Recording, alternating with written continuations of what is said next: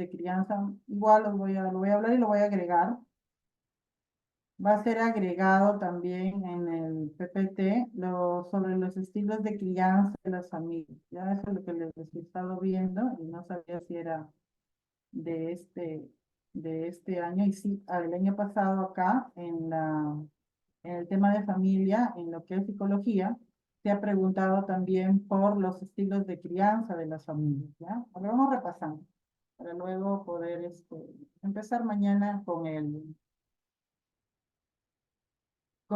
cuestionario. Estaríamos empezando mañana con el cuestionario, ya. Entonces, les decía, el proceso de socialización y está muy ligado porque es una tarea de la familia, primera conclusión, ¿ya? Porque acá hay dos temas, ¿ah? Ya estoy dándoles los dos temas de socialización y de familia. Familia también vamos a ver si también agregamos por ahí algunas cuestiones, o lo vemos cuando ya estamos en cívica, sobre la tenencia de los hijos, ¿no? Sobre la tutela, la curatela. Creo que eso lo voy a retomar cuando lleguemos a educación cívica. Entonces decíamos, el proceso de socialización que era el proceso por el cual nosotros aprendemos formas correctas de comportarnos en sociedad, ¿no? Ya, esto es. Vamos a retomar desde aquí. ¿Ya? Ups. Ya, hay diversas fases, yo les expliqué las principales. Vamos a retomar esta idea para que no quede en el aire. Ya, decíamos que hay diferentes agentes de socialización. Hay agentes, si podemos decir, formales, y también hay agentes no formales, o si quieren llamarle informales, ¿no? ¿Qué es un agente de socialización? Pues si les preguntan, ¿no? Es toda aquella persona, puede ser una persona, puede ser un medio también, puede ser una vía mediante lo cual se transmiten conocimientos, se transmiten creencias, normas, valores, todo eso, a todo eso se le llama agente de socialización.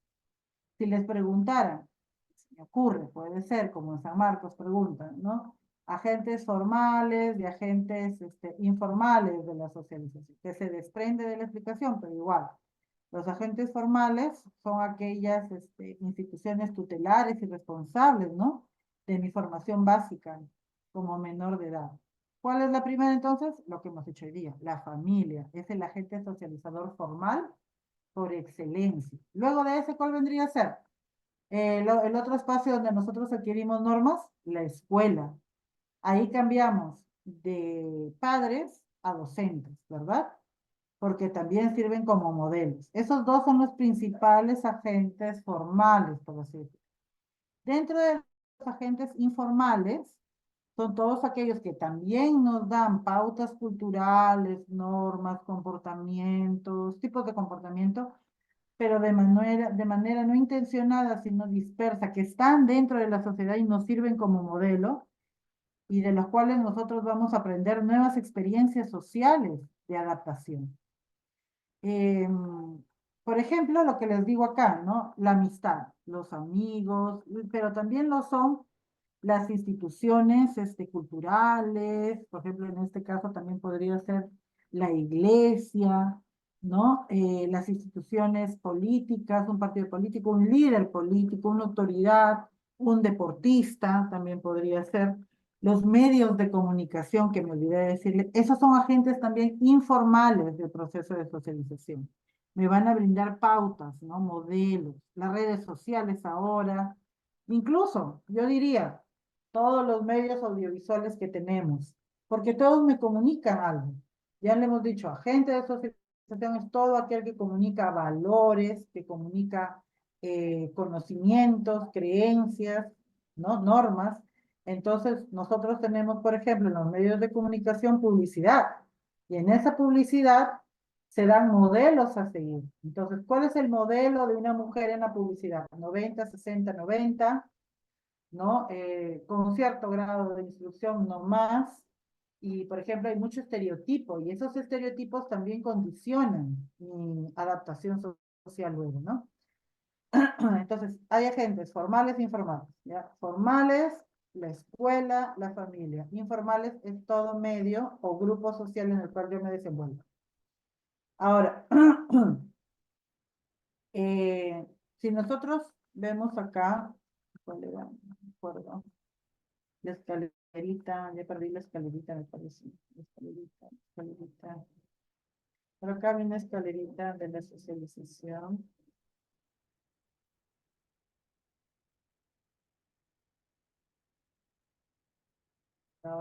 Esta escalerita. Si nosotros vemos esta escalerita, podemos establecer acá, estas son fases del desarrollo. Hemos dicho que no termina a los 18 años, ¿no? Porque también, por ejemplo, cuando yo tengo mi primera experiencia en una institución educativa, en mi caso, porque soy maestra, también ahí hay un nuevo agente de socialización que me enseña cómo debo de comportarme, qué desempeño debo de tener. Entonces, si nosotros queremos dividir estas fases, o nos pregunten, ¿no? Aparte de fases, nos pregunten clases, por ejemplo, clases de socialización. Pues tenemos entonces una socialización primaria, una socialización terciaria, ¿no? Y si se puede, también se podría hablar de una socialización terciaria también, ¿no? ¿Cuál es la primaria? Si me preguntarían, ¿no? Tipos de socialización primaria. ¿Dónde se inicia? En la infancia. ¿Cuáles son los modelos de la infancia? Los padres, los profesores, ¿no? Ahí adquirimos las primeras pautas de cómo convivir. Se desarrollan aptitudes, tanto físicas, cognitivas, ¿no? Las habilidades sociales las aprendemos también dentro de la socialización primaria, de la casa y la escuela, ¿no? Y ellos son nuestros modelos a seguir para bien o para mal, como dicen, ¿no? La socialización secundaria, ¿cuál debería, dónde se da? Ah, pues se da en la adolescencia y los inicios de la adultez. Adolescencia y inicios de la adultez, socialización secundaria. Acá tenemos diferentes ambientes sociales, ¿no? Tenemos grupos, por ejemplo, ustedes que van a ingresar, tendrán tu grupo en la universidad, en su centro de trabajo luego, y en diferentes instituciones sociales. En esta socialización secundaria, también la persona va a adquirir lo mismo, normas, pautas, valores, ¿no? Pero ya propio o típico de la sociedad en la cual va a verse inmerso. Por ejemplo, dentro de la universidad va a ver qué es lo correcto dentro de la universidad, dentro de un trabajo, como les decía.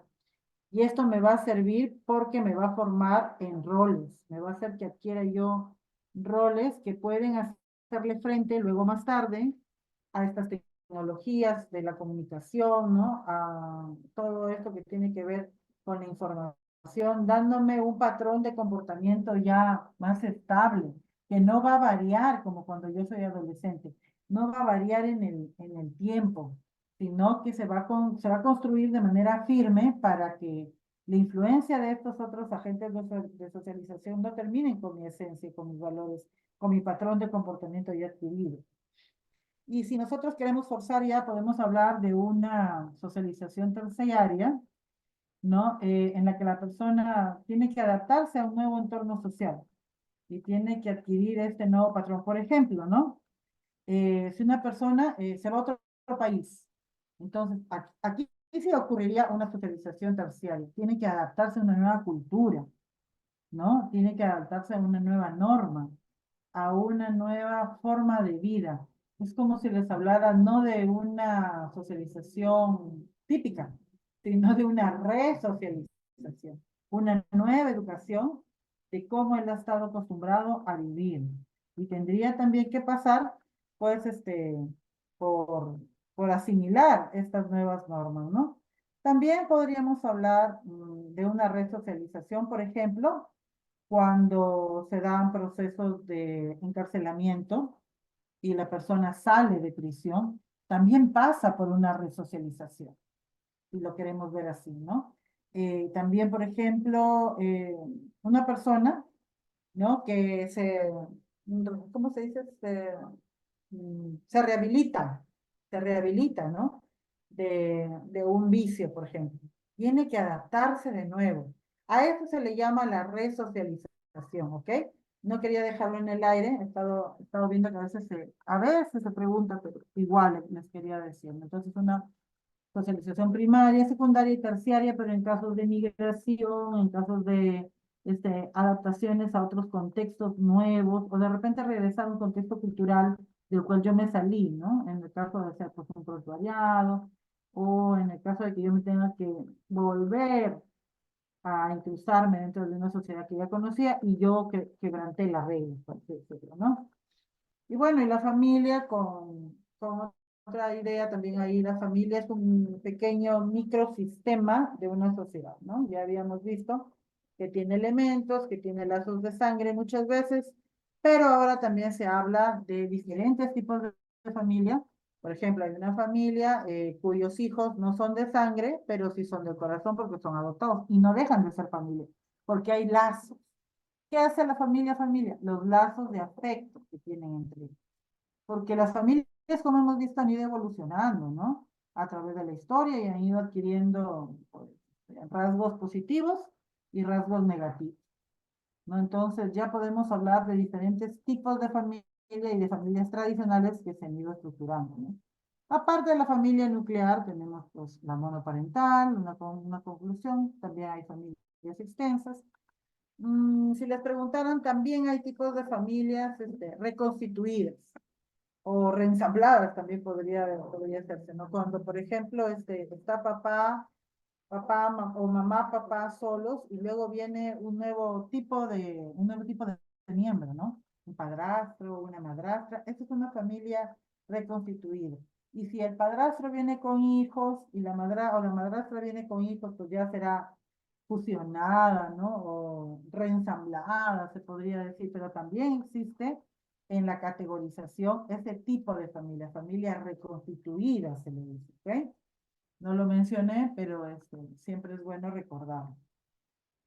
Ya, otra cosita que he visto que también se ha preguntado con relación a familia, que va más allá de lo que ya hemos visto, son los estilos de crianza, ¿no? Y se refiere a estos patrones de ejemplos que las personas, los padres de familia, ponen en sus hijos. Hay hasta más o menos cuatro estilos de crianza muy fervientemente marcados, ¿no? Por ejemplo, está el padre autoritario, o está el estilo de crianza de padre-madre, o uno de ellos totalmente autoritario. ¿Qué, ¿Qué caracteriza a este padre autoritario? El control. Mucho control, pero hay poco afecto, por ejemplo, ¿no? El padre impone reglas estrictas de cómo debe comportarse, pero también existe la obediencia muda, la obediencia ciega, ¿no? Una obediencia casi absoluta. Te pego porque soy tu papá, o sea, no te da razones, porque te saliste 1 centímetro de la regla, ¿no? La desobediencia generalmente obtiene un castigo, por lo general físico, psicológico, ¿no? Y muchas veces esto viene acompañado de bloqueo del afecto, ¿no? ¿Qué va a causar este estilo de crianza? Pues hijos resentidos, ¿no? Si son pequeños, su rendimiento va a ser bajo, van a ser muy tendientes a irritarse también o a deprimirse, ¿no? Si son adolescentes, pues aunque, aunque tú le pegues, empiezan a sentir un conformismo que donde están bien, porque no sienten ese aliento a ser mejores.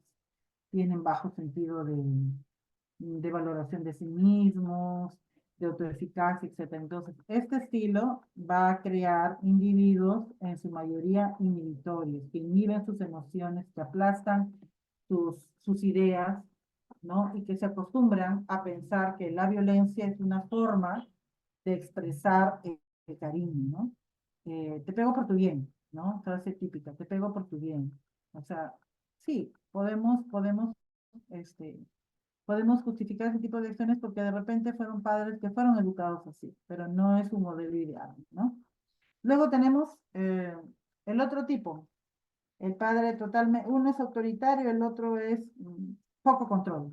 Se le denomina a padres permisivos, los que no te dan normas escasas, perdón, los que te dan normas escasas, pero no te dan reglas, te permiten todo. ¿no? Te dan ya libertad y libertinaje para que tú puedas hacer todo. Te permiten que no tengas consideración con el otro, justifican todas las malas acciones de los hijos, no los vigilan, no tienen ningún tipo de firmeza, no corrigen el comportamiento, ¿no? Algunos padres consideran que los hijos deben de crecer pues en total libertad, ¿no? Sin ponerle límites, y ya que esto ellos anhelaron para sus hijos, pero de repente fueron sus deseos insatisfechos a su edad. Y otros padres, que es el otro tipo, vamos a decir así, de permisividad, terminan cediendo a todos los caprichos, ¿no? Y a las demandas de sus hijos por miedo, a enfrentarlos por miedo o por culpa muchas veces a que el hijo le diga, tú no pasas tiempo conmigo, por ejemplo, ¿no? Tú no pasas tiempo conmigo, y expresan su cariño a través de cosas materiales, ¿no? Ustedes ya lo habrán visto, ya saben más o menos por dónde voy. Y el escaso control origina que el chico pues crezca sin ningún rumbo, crezca con esa deficiencia de poder anteponer su voluntad por encima de sus instintos, ¿no? Le va a costar mucho adaptarse a nuevas reglas, ser considerado, ser empático con el otro, no mide sus riesgos frente a pequeños daños en su salud, puede usar drogas, sustancias psicoactivas, ¿no? Y sin ningún cuidado contra tal desparpajo porque sabe que nadie le va a decir nada, ¿ok? Y de ahí tenemos padres que son pues democráticos, que son aquellos que tienen un poquito de los autoritarios, ¿no? Y un poquito también de los indulgentes, ¿no? Padres Alguna que sí, perdón, preguntaban algo, chicos. Hola, ya vamos acabando, ¿ya? Les hablaba acerca de los padres democráticos, que vienen a ser el que toman en cuenta, pues, la voz de los hijos, explican, ¿no? Explican con razones el porqué de un castigo, por ejemplo, y brindan el afecto, a pesar de que corrigen. No es que corrijan enteramente desde el amor, pueden ser también firmes, pero aparte de que corrigen, explican las consecuencias del acto y por qué tienen que ser corregidos. ¿Ok? No es miedo a los hijos, es entender que el hijo necesita razones porque en todo caso necesita saber qué hizo mal, ¿no?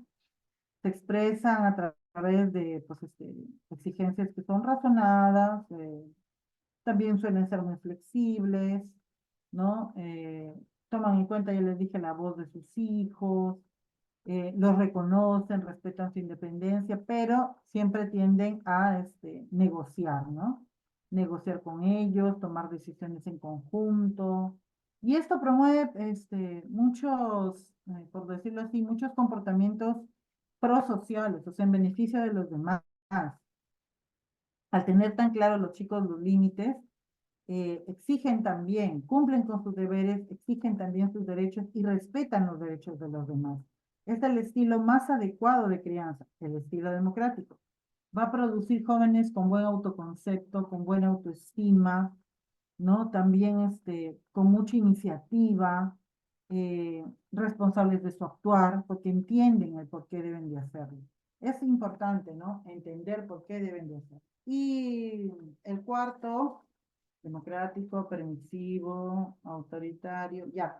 El cuarto es el que no desarrolla apego a sus hijos, no es el que está, pero no está, por decirlo así. Es un estilo más negligente. Ahora se ha visto mucho este estilo de padres con lo de las redes. Ustedes habrán visto, ¿no? El estilo de crianza, te doy una tablet y yo con mi celular y ambos comiendo en una mesa sin hablarnos, ¿no? En este estilo, pues los padres posponen sus responsabilidades de crianza, desligándose del lado afectivo, emocional de sus hijos, se muestran indiferentes, son un poquito más insensibles a las necesidades de ellos, no atienden sus demandas, ¿no? Y delegan todo esto pues en otros agentes, en el resto de la familia o si no en la profesora, ¿no? Para criarlos. Los efectos de estos niños que crecen no siendo vistos por papá y mamá, vistos entre comillas, no siendo atendidos, no siendo alimentados en autoestima, son tal vez uno de los, junto con los hijos de padres permisivos, uno de los más peligrosos. Porque al criar hijos con desapego emocional, que saben que no tienen un ancla, no desarrollan empatía. Y al no desarrollar empatía puede ser que hasta gocen con el sufrimiento de otras personas. Entonces, de ahí de repente, de estos estilos de crianza tan insensibles, tan poco atendidos, de ahí de repente deriva todas estas olas, ¿no? De gente que mata a otra, que quema a otra. Entonces, por ahí podría ser que se entienda, ¿no? Esta ola de tanta criminalidad. Bueno, independientemente de la estructura que tenga, ¿no? La familia va a cumplir siempre formativo, en beneficio o en perjuicio. Y pensable que lo hacen de forma automática, en realidad. Cuando uno tiene un hijo de forma automática se convierte en ejemplo. Y pues esto va a generar resultados de estos estilos de crianza que nosotros tenemos, ¿no? Y son muy importantes. Una de las funciones de la familia que hemos visto, vemos, ¿no? La reproductiva, o sea, la biológica, una familia se une para, pues, tener hijos, ¿no? Es un fin.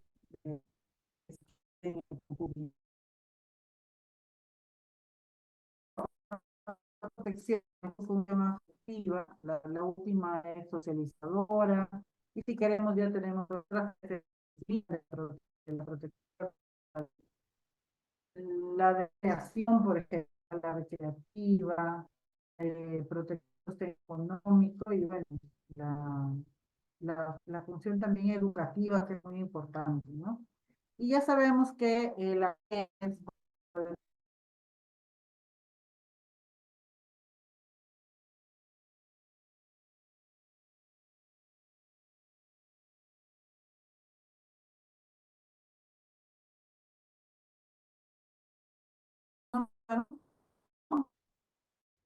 jóvenes, ya vamos terminando. Estamos hablando acerca de que podemos concluir que este, al margen de la estructura que tenga la familia, esta va a cumplir con ciertas funciones que van a configurar un nuevo ser humano, para bien o para mal.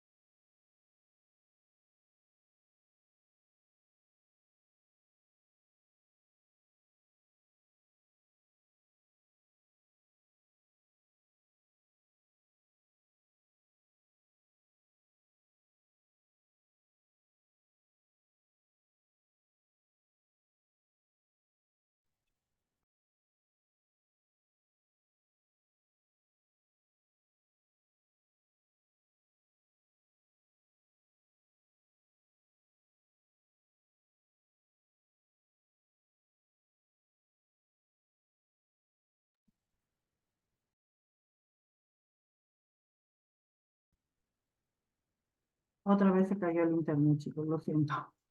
Otra vez se cayó. Bien, entonces ya, hasta aquí. ¿Alguna duda para ya el día de mañana poder, poder hacer? Mañana empezaríamos con el cuestionario de familia y el proceso de socialización que hemos hecho. ¿Alguna duda, algo que quieran comentar, chicos?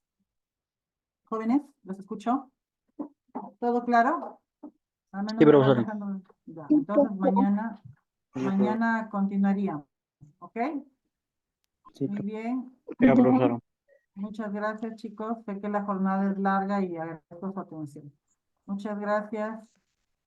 Hasta luego, profesora. Hasta luego. Hasta luego. Hasta luego, profesor.